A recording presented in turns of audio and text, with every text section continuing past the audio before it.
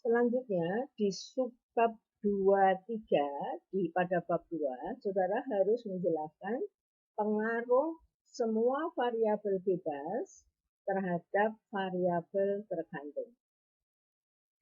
Kalau topik penelitian saudara adalah pengaruh kinerja, ya, likuiditas dan sebagainya terhadap profit misalnya atau terhadap permodalan, maka saudara harus menjelaskan pengaruh masing-masing variabel bebas, jadi semua variabel bebas, ya, sesuai dengan teori yang dirujuk. Kemudian nanti di akhir saudara dukung dengan hasil penelitian yang saudara rujuk sebelumnya. Nah, kalau topik penelitian saudara adalah risiko, pengaruh risiko, maka pada saat saudara menjelaskan, pertama saudara jelaskan pengaruh rasio terhadap risiko, ya, untuk masing-masing variabel. Kemudian rasio X terhadap rasio terhadap variabel tergantung, yaitu Y. Kemudian saudara akhiri dengan pengaruh risiko terhadap variabel tergantung. Jangan lupa saudara juga harus mengakhiri dengan dukungan hasil penelitian terdahulu yang saudara rujuk.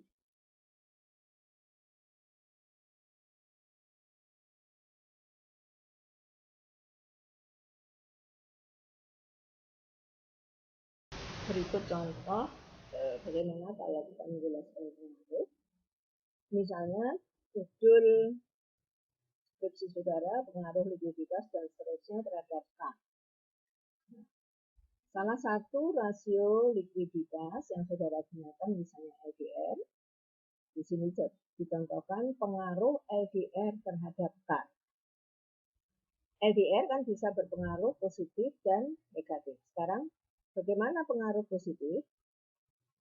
Kalau LDR naik, berarti terjadi peningkatan kredit yang diberikan lebih besar dibanding kenaikan DPK. Akibatnya apa? Pendapatan bunga kredit akan meningkat lebih besar dibanding dengan biaya atau beban bunga, sehingga laba bank meningkat, modal bank meningkat, maka KAR juga akan meningkat. Sehingga saudara lihat LDR naik, KAR naik searah. Maka LDR mempunyai pengaruh positif terhadap KAR. Saya lanjutkan bagaimana LDR berpengaruh negatif terhadap KAR. Jika LDR naik, maka terjadi peningkatan kredit. Akibatnya apa? ATMR, ya, aset tertimbang menurut risiko juga akan meningkat. Nah, asumsi naiknya modal itu lebih kecil dibanding naiknya ATMR akibat karena naiknya laba, ya, yang lebih kecil, maka tentu saja KAR akan menurun.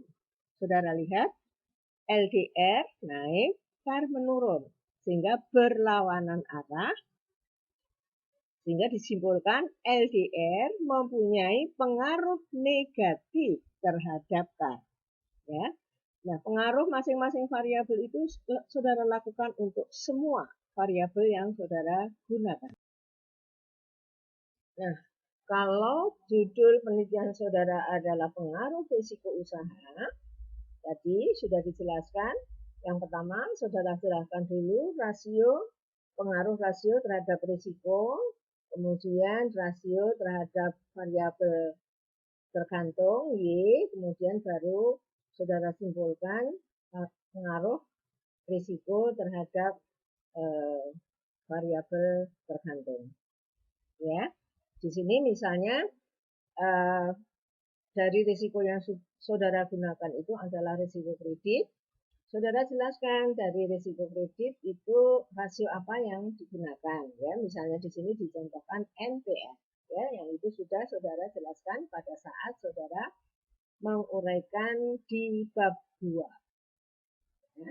Jadi pertama, pengaruh NPL terhadap risiko kredit itu bagaimana? Positif. Penjelasannya, kalau NPL tinggi, maka menunjukkan adanya kredit bermasalah yang tinggi. Nah, kalau kredit bermasalahnya tinggi, tentu saja risiko kreditnya akan tinggi atau meningkat. Sehingga karena searah, maka pengaruh NPL terhadap risiko kredit adalah positif. Selanjutnya, saudara jelaskan pengaruh NPL terhadap ROA. Ya, kalau NPL meningkat, maka tadi sudah dijelaskan kredit bermasalahnya meningkat lebih besar dari peningkatan kredit. Sehingga bank harus meningkatkan beban pencadangan untuk menangani kredit bermasalah yang lebih besar. Ya, dari pendapatan bunga kredit yang diterima. Akibatnya apa? Laba turun. Sehingga ROA akan turun. Nah, karena berawan arah NPL meningkat, ROA turun, maka pengaruh NPL terhadap ROA adalah negatif. Kemudian saudara rangkum, NPL meningkat, risiko kredit meningkat, ROA menurun. Sehingga pengaruh risiko kredit terhadap ROA adalah negatif. Ya, sama seperti sebelumnya, saudara harus menjelaskan semua